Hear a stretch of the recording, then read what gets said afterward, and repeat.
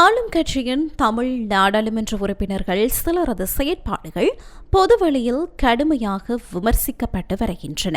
வவுனியா நகரிலிருந்து 18 கிலோமீட்டர் தொலைவில் அமைந்திருக்கின்ற 5 ஏக்கர் 9 பரப்பு நிலப்பரப்பை கொண்ட இந்த மாபெரும் காணி விற்பனைக்குள்ளது.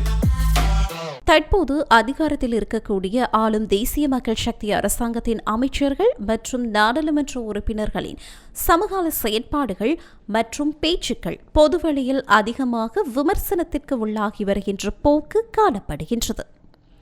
இவை எதிர்க்கட்சி நாடாளுமன்ற உறுப்பினர்களுக்கும் முன்னாள் அரசியல்வாதிகள் பலருக்கும் ஆளும் கட்சியை விமர்சிக்க சிறந்த வாய்ப்பாக மாறிவிடுகிறது.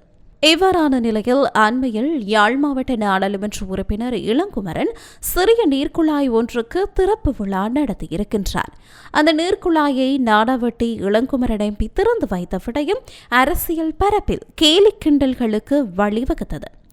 அது மாத்திரமல்லாமல் நேற்றைய தினம் இடம்பெற்ற நாடாளுமன்ற அமர்வின் போது நாடாளுமன்ற உறுப்பினர் நாமல் ராஜபக்ஷ உள்ளிட்டோர் இளங்குமரன் எம்பியின் நீர்க்குழாய் திறப்பு விழாவை கிண்டலடித்தனர். மேலும் கடந்த சில நாட்களாக அரசியல் மேடைகளில் பல அரசியல்வாதிகள் இது தொடர்பில் ஆளும் கட்சியை கேலி செய்து வருகின்றனர்.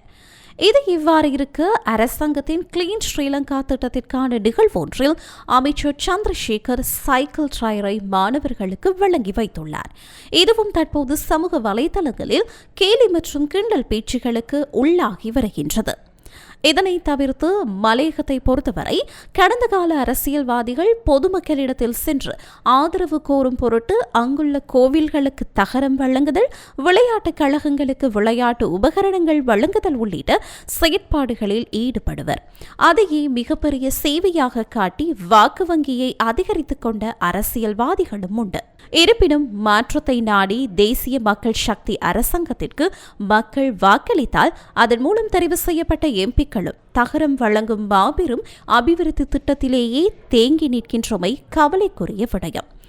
ஆளும் கட்சியின் மலையகத்தை பிரதிநிதித்துவப்படுத்தும் கிட்னன் செல்வராஜ் எம்பியும் தகரம் வழங்கும் உன்னத சேவையில் இணைந்து கொண்டதை நினைத்து மலையக சமூகம் பெருமை கொள்கிறது.